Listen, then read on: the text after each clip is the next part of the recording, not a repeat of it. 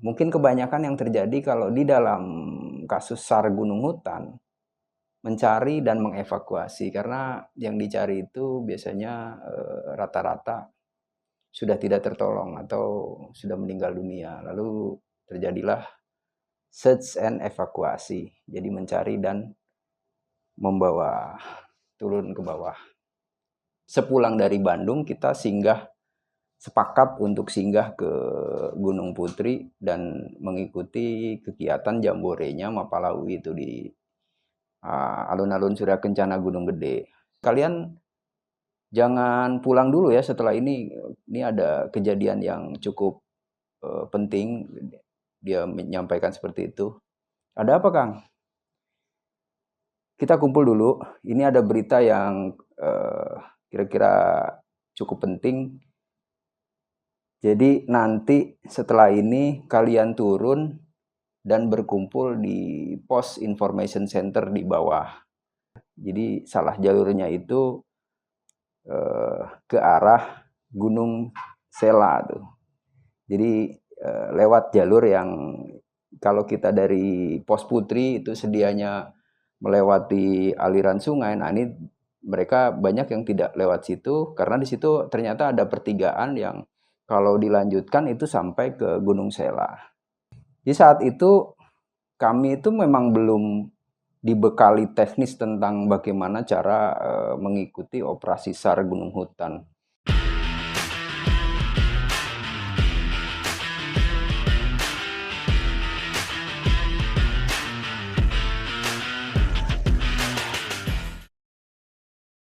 Woyo, jumpa lagi dengan saya Sugi Kiting.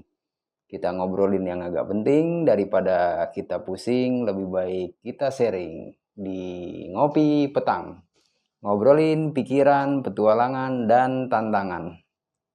Saya mengikuti atau kursus, kalau kita sebutnya sekolah ya, walaupun sebetulnya itu singkat waktunya, cuma 1 minggu. Nah, kami menyebutnya Sekolah SAR Gunung Hutan atau Sekolah Explorer Search and Rescue yang diselenggarakan oleh internal Wanadri, dan situ saya ikut terlibat.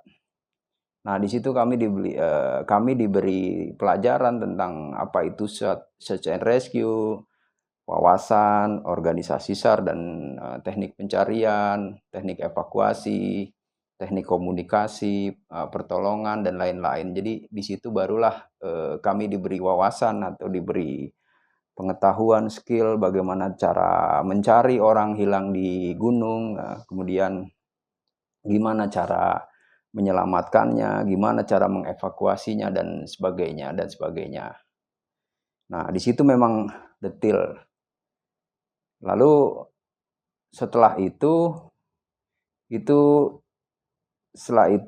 kami, nah sejak saat itulah ada beberapa kejadian-kejadian SAR dan sedianya kami seperti ada poin kalau kami bisa mengikuti kegiatan operasi SAR. Nah, itu kami ada satu logbook poin tertentu yang itu memang ada di satu program anggota muda. Jadi kita mendapat poin lah kalau kita bisa mengikuti atau ikut terlibat ke dalam operasi pencarian. Nah, operasi SAR pertama yang kemudian di Gunung Gede yang saya ikuti adalah waktu itu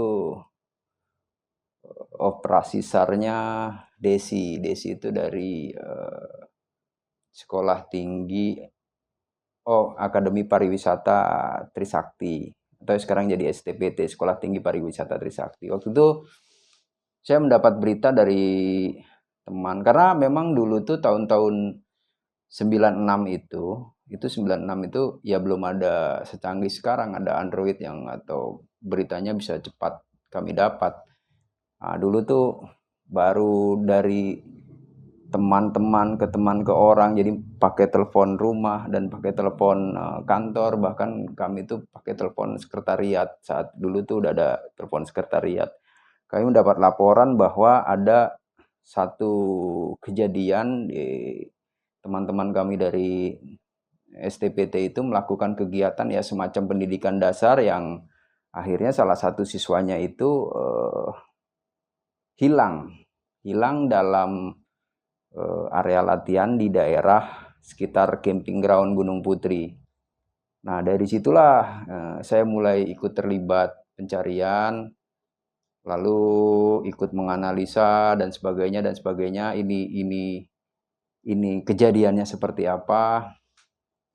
Di situ saya mengikuti kronologinya baik-baik, menyimak baik-baik kejadiannya seperti apa dan bagaimana harus runut itu, karena kronologi itu satu titik poin, satu informasi utama yang menjadi acuan kita untuk mencari subjek atau objek yang hilang di hutan tersebut. Nah, setelah kronologinya didapat, detil dan sebagainya, termasuk ciri-cirinya, kegiatan yang dilakukan seperti apa.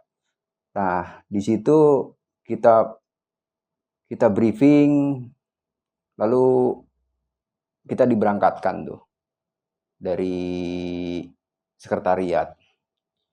Cuma sebelum semua diberangkatkan, saya mendapat tugas jadi advan atau orang pertama yang berangkat menuju lokasi. Jadi untuk mencari data yang lebih valid, mencari berita yang lebih valid bahwa benarkah kejadian tersebut masih berlangsung, dan untuk secepatnya memberitakan ke sekretariat bahwa kejadian ini memang masih berlangsung. Jadi maksudnya supaya kita tidak langsung beramai-ramai berangkat ke lokasi. Sebab kalau memang begitu di lokasi ternyata si korban atau si survivor ini sudah ditemukan, ya kita buat apa gitu, semua berangkat tapi ternyata sampai sini sudah selesai. Makanya sering kita melakukan advance, minimal 2 orang harus berangkat ke lokasi lebih dulu, dan saat itu memang saya dan satu rekan yang berangkat lebih dulu ke Gunung Putri dan untuk ikut bergabung. Memang sampai situ pencarian masih berlangsung secara internal ya. Internal tuh dari pihak penyelenggara kegiatan tersebut, dalam hal ini teman-teman, saudara-saudara dari STPT Trisakti. Nah, juga dibantu dengan rekan-rekan terdekat mereka. Jadi begitu betul sudah, kalau bahasanya A1 atau positif kejadian itu masih berlangsung, barulah kami satu dari 2 orang, saya dan teman itu ke bawah untuk mencari sarana komunikasi. Waktu itu mungkin wartel, saat itu yang bisa kita cari adalah wartel. Untuk memberitakan ke sekretariat bahwa memang kejadian ini masih berlangsung. Jadi bukan cuman ke sekretariat di Jakarta, tapi kami juga memberitahukan atau mengabarkan ke sekretariat di Bandung, yang akhirnya keesokan harinya tuh karena dekat, teman-teman kami, saudara kami sudah bisa bergabung ke Pos Putri saat itu. Lalu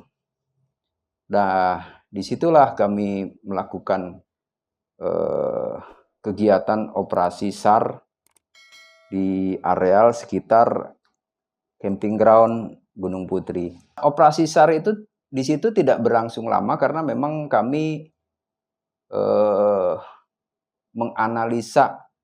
menganalisa dari data informasi yang kami dapat, mengolah, kemudian melakukan teknik-teknik pencarian. Dan saat itu karena TKP-nya atau MPP-nya, MPP itu most probable position, atau kalau dalam kepolisian itu TKP, tempat kejadian perkaranya itu jelas sekitar situ. Lalu objek utamanya adalah saat itu mereka sedang ada materi yang disebut navigasi, mungkin dari poin ke poin.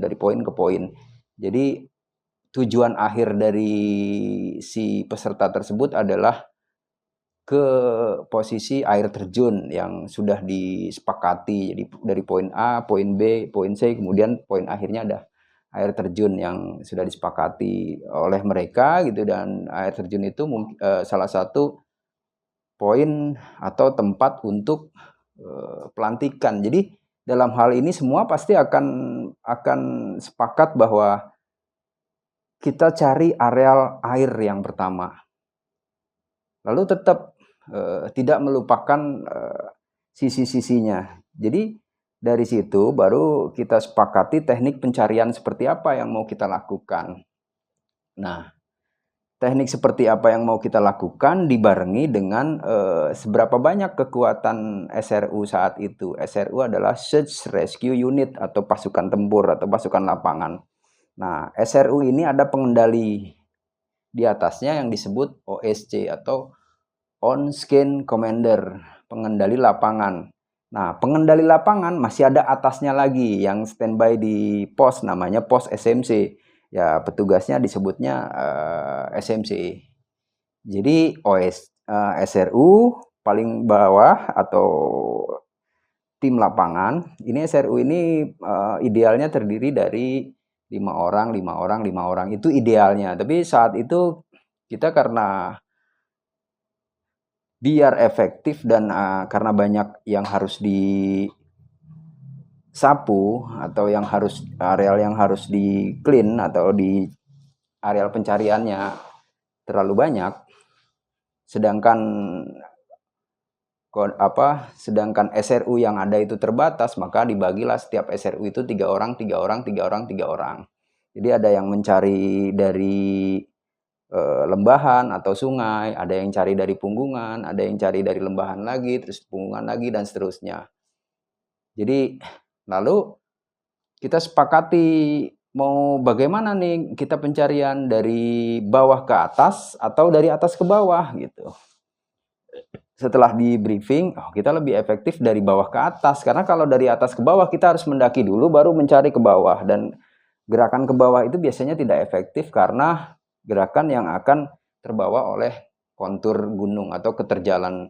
Jadi kadang itu tidak waspada atau tidak bersih pencariannya. Akan lebih efektif dari bawah ke atas atau dari down ke top. Nah, setelah sepakat baru kita bagi tuh SRU 1, SRU 2, SRU 3, SRU 4. Jadi punggungan lembah, punggungan lembah, punggungan lembah, disesuaikan dengan banyaknya personil SRU saat itu. Nah, dan ternyata efektif. Jadi saat itu saya masih ingat saya termasuk tim yang ada di punggungan. Jadi ada rekan saya dan saya masih ingat siapa yang menemukan, itu timnya Badawi. Jadi ada 3 orang, satu Pak Agus dari Taman Nasional Gede Pangrango, satu angkatan saya namanya Ajo, yang satu Badawi senior saya. Nah, memang kebetulan, ya namanya ini kebetulan ya, walaupun sudah direncanakan siapa yang menemukan itu berarti yang kebetulan. Memang posisinya adalah menyusuri sungai yang sudah direncanakan. Jadi ini SRU dia bertiga ini dapat jatah yang menyusuri sungai. Lain-lain juga ada yang di punggungan, di punggungan sungai. Jadi gerakannya itu dari bawah ke atas. Nah, kemudian tim Badawi inilah yang menemukan almarhum Desi dalam kondisi sudah saat itu kita pakai kode botol kosong, nanti sudah tidak bernyawa. Nah, dari situ barulah setelah ditemukan baru kita beritakan ke bawah. Nah, setelah ditemukan dan diberitakan ke bawah, posisinya diplot, di peta diplot, lalu diberitakan melalui radio. Nah, kita menamakan tim ini adalah tim searching, tim pencari. Nah, setelah tim pencari ini menemukan, secepatnya akan merapat tim rescue. Jadi karena ini botol sudah kosong atau ditemukan sudah tidak bernyawa, jadi kita tinggal search and evakuasi. Nah, mereka bertiga akan berada di situ dan mengurus jenazah tersebut dengan baik sambil menunggu tim bantuan untuk evakuasi. Atau kalau sebetulnya kalau ini masih hidup ya kita sebut rescue lah. Jadi karena ini sudah meninggal ya kita tinggal menunggu bantuan evakuasi. Lalu teknik evakuasinya pun udah kita perhitungkan bahwa jangan langsung, tidak langsung dari bawah dibawa langsung satu orang, tapi satu regu. Tapi kita memang sudah siapkan estafet. Estafet itu di planning. Jadi setiap beberapa meter ini memang udah ada beberapa orang yang tunggu, tunggu, tunggu, tunggu, tunggu. Jadi nanti estafet begitu kita sudah mengurus jenazah tersebut menggunakan tandu, lalu dari lokasi menuju ke bawah itu dievakuasi secara estafet. Jadi dari tim A nanti jalan menandu itu sampai ke tim B, tim A lepas, tim B ke tim C dan seterusnya. Jadi itu selain mempercepat juga kita menghemat tenaga. Nah, sampai ke posisi ke bawah sampai ke ambulans. Itu operasi SAR pertama yang saya ikuti. Jadi mungkin itu yang sekilas yang bisa kisah-kisah tentang operasi SAR yang pernah saya lakukan. Nah, mungkin di sesi berikutnya ada operasi SAR berikutnya yang saya ikuti dan itu akan saya ceritakan secara bertahap.